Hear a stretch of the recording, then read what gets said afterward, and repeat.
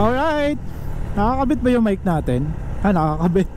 So for today's video mga tol, meron lang akong gustong bilhin at puntahan.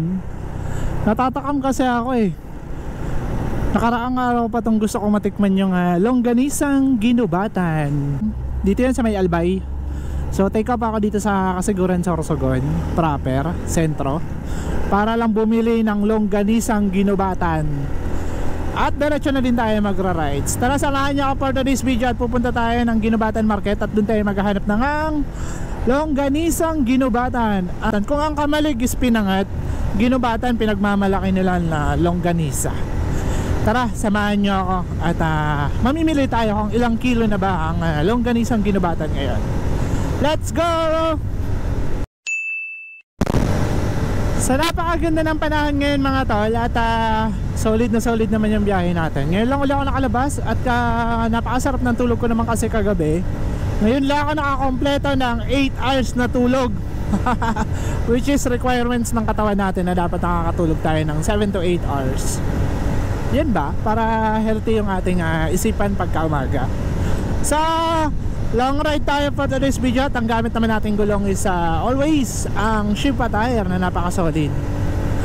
Presyong pangmasa pero ang quality ay kayang pangmalayuan mga tol, di ba? Kaya nitong bumira hanggang Baguio mga tol nang walang kalabis-labis.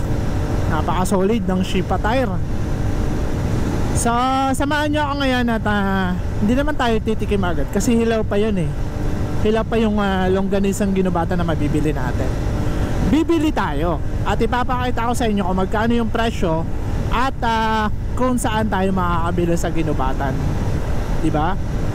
Let's go! Alright, kakalampas lang natin mga tol ng sentro ng Sorsogon. Medyo may kalayuan na din tayo. At nasa unahan natin makulimlim. Baka maulan sa Albay. Maun sa may pa ata yung pagpunta natin ng ginubatan. Pero try natin. Baka daan lang. Nandito na tayo sa Corbadahan ng anong lugar ba to? Castilla na to eh. Dito yung may nag-overshot ng motoad. Tandang tanda ako pa yan. Posted ba yan pa Moto Bicol? Ayun o, makulimlim. Grabe. Parang lakas ng ulan. Pero hanggat sabi ko nga, hanggat wala pa tayo nakakasalubong na nakakapote or naka-raincoat, hindi pa yan umuulan sa unahan natin. Uulan pa lang. Mayroong mga nag-uuling dun sa bundok na yan, no? Mausok. Sana wag nyo nang pagsisirain yung mga kalikasan natin. Kawawa naman. Sa huli tayo lang din naman yung kawawa niyan.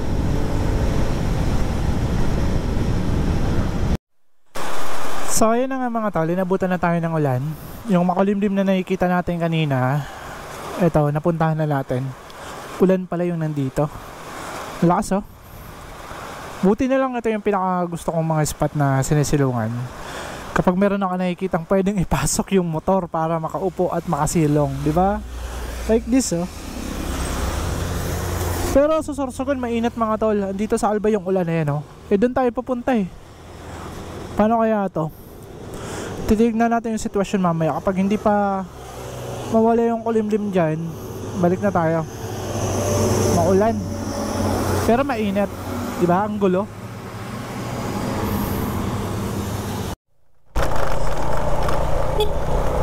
Alright mga tol, napakalakas pa rin ng ulan. Maulan pa rin mga tol. At nagpaplano na akong bumalik. May pag-asa pa bang tumila yan? Makapunta lang ako ng ginubatan. Sana wag na umulan. Pero kasi dito sa likuran ko, yan oh, lakas ang init.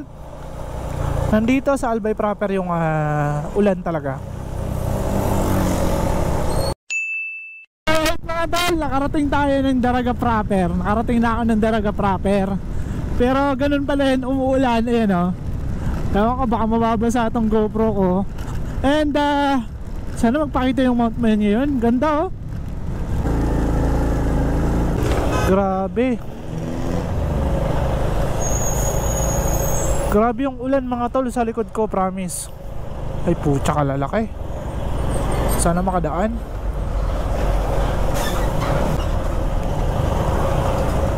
Uy! Uy! Uy! Uy!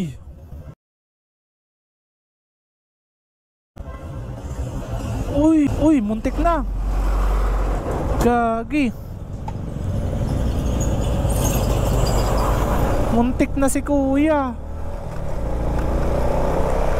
Nako, magiging longganisa ka doon.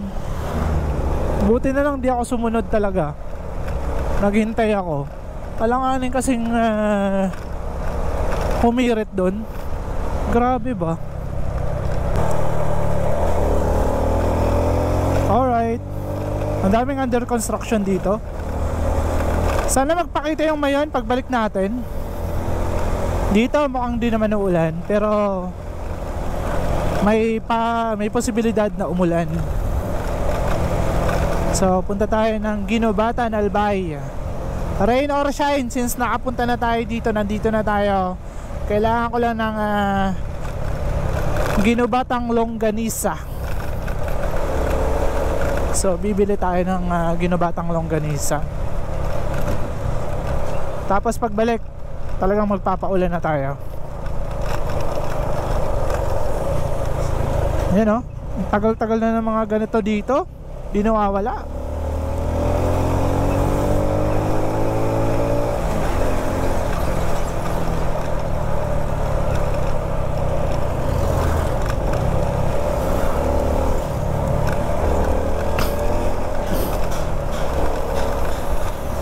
So right mga tal, Daraga proper sentro tayo. And we're going to Kamalig muna. Dadaanan natin yung bayan ng Kamalig. Then Ginobatan na tayo. Buti na lang hindi ganun ka-traffic dito ngayon.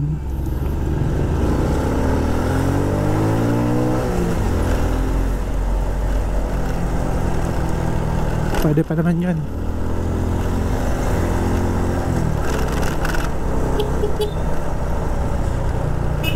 So sana hindi umuulan sa Kamalig proper and Ginobatan, para diretso na yung biyahe natin. Alright mga tol, dito na tayo sa may Salvacion, Daragalbay. At nandito ang aking alma mater, ang aking eskwelahan ng college. Pero hindi kami dito nag-aral. Ito lang yung pangalan, DCOMC. Dati kasi wala pa kaming campus, nandun kami sa may sentro ng Daraga.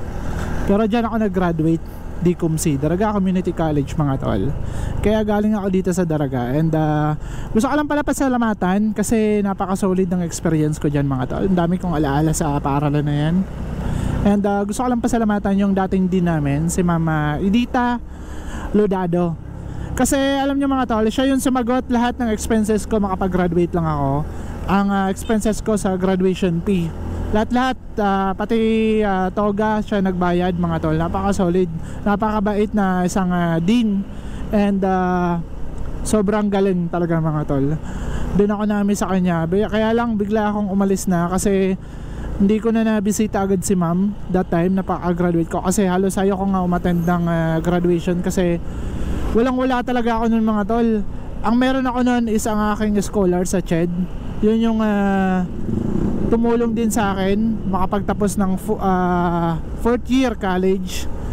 And although nagpapadala ng aking lola that time, at meron daw pinadala nung pang-graduation ko, tulong sana, kasi siya naman talaga yung nagpapaaral pa sa akin. Kaya lang ewan ko kung saan napupunta yung pera. Ayoko nang ungkatin yan, pero napakahabang kwento mga tol, at malalaman nyo na lang din yan kapag gusto ko talaga ikwento. Grabe yung experience ko dyan mga tol. Kaya nagpapasalamat ako sa mga classmate ko din nung dati. Sa 4th year, si Ate Jack, napaka-solid nating mga kabatch that time, and kaklase syempre dyan sa DCOMC. Mukha bang uulan naman dito? Sana wag na. Pakahirap. Nang makapunta na tayo ng Ginobatan ng hindi inuulan na. Pagpauwi na lang yung problema. So medyo natatagalan tayo kasi may pasok, weekdays, traffic ba. Alright, so diretso na tayo mga tol. So alright mga tol, kakakain ko lang dito sa harap ng Bigs. Hindi ako sa Bigs mismo kumain. Huli ko nang nakita yung Bigs eh. Kalendarya yung nakita ko. So 8 minutes na lang simula dito sa location ka papunta ng sentra ng Ginobatan. Malapit na lang pero umuulan na dito. Makabili lang ako ng longganisang Ginobatan, uwi na ako. Kasi parang hindi tayo makakapag-ikot nito ng masyado dito ngayon. Wrong timing tayo ng pagpunta. Maulan mga tol. Pero hindi naman ganun kalakas yung ulan. Paambon-ambon lang ba? Nagpasabay si One Bullet, ang MDR mo responder. Sabi ko kasi pupunta ako ng Ginobatan, bibili ako ng longganisa. Papasabay daw siya so sabay ko na. Awan ko lang kung nakatikim na nito si GF. Pero ako nakatikim na ako sa ng longganisang Ginobatan. Napakasarap talaga mga tol. Solid naman kasi talaga. Doon tayo sa market maghahanap. At babakbak na tayo sa ulan na to. Let's go! So right mga tao, Ginobatan proper na tayo. Napakalapit lang nito sa Kamalig Albay. Magkakatabing bayan lang to. Ginobatan, Ligaw. Pero hindi na tayo magliligaw kasi gawa ng panahon, no? Dito lang tayo magbablog. Ginobatan, after natin Ginobatan, magkakamalig tayo. Pero ito yung pinaka-highlights ko dito, Ginobatan. At pasok tayo ng public market para makabili tayo ng longganisang Ginobatan. Buti na lang dala ko yung yung packaging tape. Wala kasi akong box, so iti-tape ko na lang siya dito sa aking likuran para solid ba. Yan ramdam mo kapag nasa Ginobatan ka pa. Ginobatan ka na kapag nakita mo na tong ilog dito. Yan patalandaan ko eh.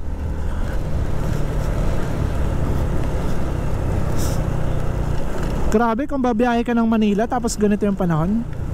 Parang ang hirap.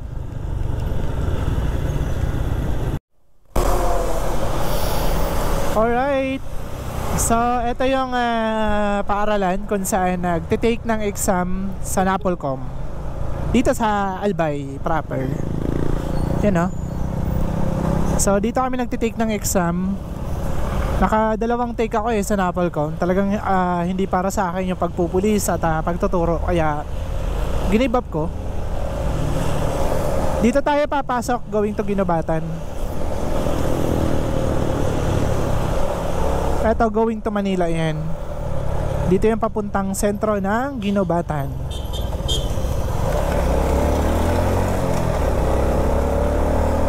Pag dinaretso natin yon, papunta yun ng Pulangi at Camarines Resort proper na. Maulan talaga mga tol. Kumukulog-kulog pa mga tol At yung mga nagugustuhan ko dito sa proper ng Ginobatan. Yun Ang dami nila dito mural painting sa mga padera. So kilala talaga sila sa pagpipinta, mga Albayanos. Napaka-solid nila. Eto na mga tol, Ginobatan proper. Maulan nga lang. Maganda sana to kapag mainit. So hanapin ko yung public market nila. Yung simbahan nila mga tol, dadaanan lang natin. And napakaganda kayo ng simbahan nila dito. And yung municipal hall nila, yung nagustuhan ko talaga dito mga tol. As in old house pa siya, pero yun yung municipal hall talaga nila. So hindi ganun ka-traffic kasi maulan. And siwiyan pala ng mga estudyante. Mamaya pagpasokan to, traffic na naman to. So magtatanong-tanong ako dito kung saan yung public market ng Ginobatan. Dito ata commercial center yan.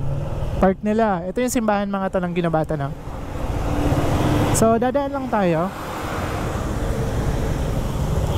Tabing kalsada lang yan Welcome to Ginobatan Albay. Maulan nga lang talaga mga tol. So ito yung municipal hall nila mga tol Napakaganda talaga, promise.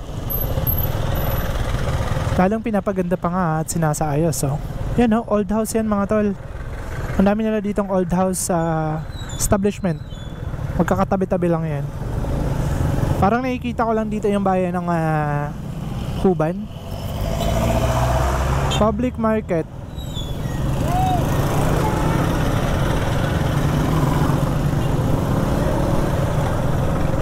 Dito ba?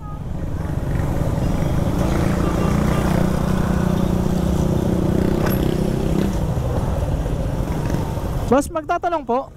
Saan po yung public market ng Ginubatan? Public market? Dito papasok po. Dito ka. Doon ka pumasok sa may Geola. Yung may park po.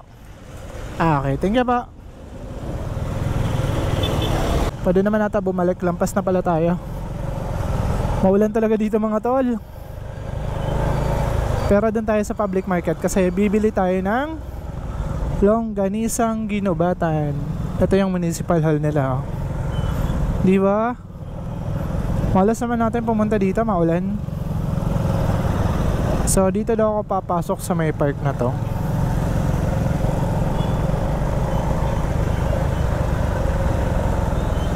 Public market. Masarap dito ng longganisan nila. Promise talaga mga tol.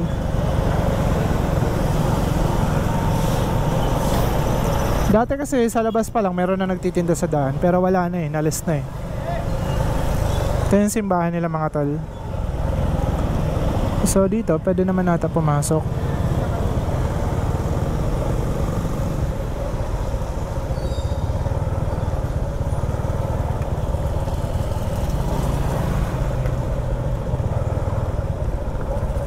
One way.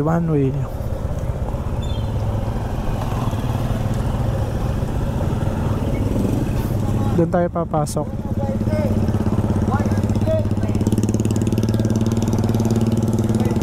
One way kasi doon Hanap tayo ng crossing dito. Iikot lang to Grabe maulan talaga dito mga tol. Inulan yung Albay.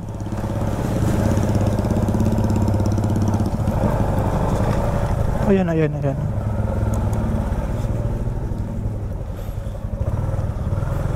At may crossing. Dito tayo.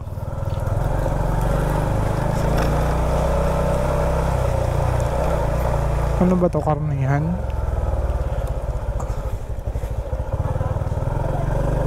Papark lang tayo. Meron na ako nakikitang longganisa. Ayan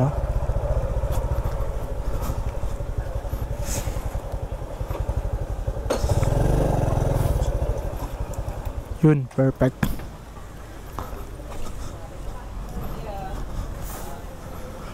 Longganisa.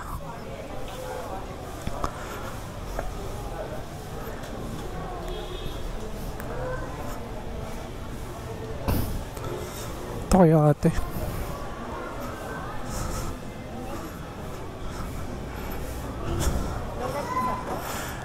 Apo, yan po yung sinasabi sa inyo dito na longganisang Ginubatan. Ano naman siya? Garlic, tas dito. Parehas po siya. Ito special. Ordinary lang. Pag sa special, magkano po? Ang kilo po, 800. 800. Pieces, 8. 80 ang isa. Pag pieces, 8 pesos. Yung isa? 80 ang isa. Yung isang 5 pesos po ang kilo niya, 500. Ordinary. O di po may laman, ito taba. Dito lang ako sa laman. Bali po?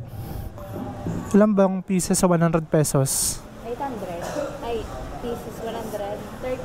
13. 13. Po. Tapos, isang balot po nun. Tapos, sa 200 pesos din, magkaiba pong balot.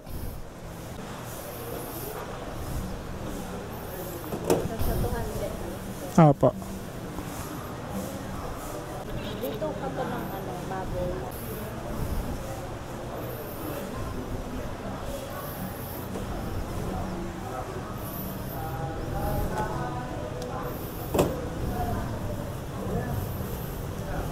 200 pesos yan. Ay, naulan na. Pag-isahin ko na po sa talim. Sabay na lang po dyan. Thank you.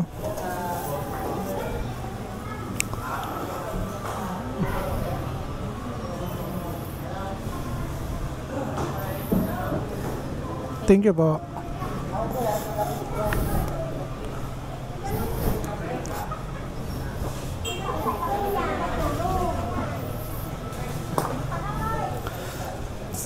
Yun na, umulan ng mga tol.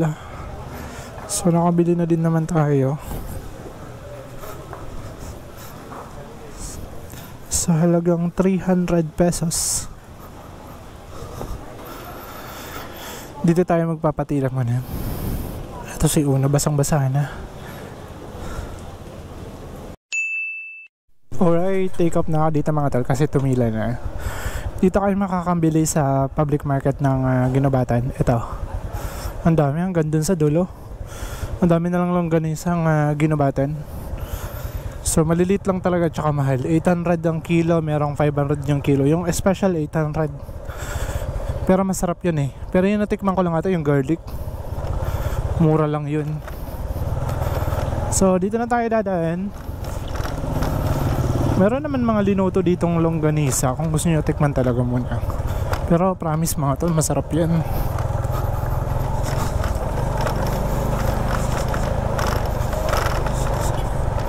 Grabe, lubak-lubak pala dito. So dito na ako dadaan and pabalik na ako kasi maulan yung panahon. So big shoutout po sa mga taga Ginobatan. Shoutout sa Shrifatire Philippines, J2B Consumer Goods Trading. Maraming salamat po. Kasiguro printing shop, big shoutout. So hanggang dito na lang mga tol at maraming salamat sa panonood.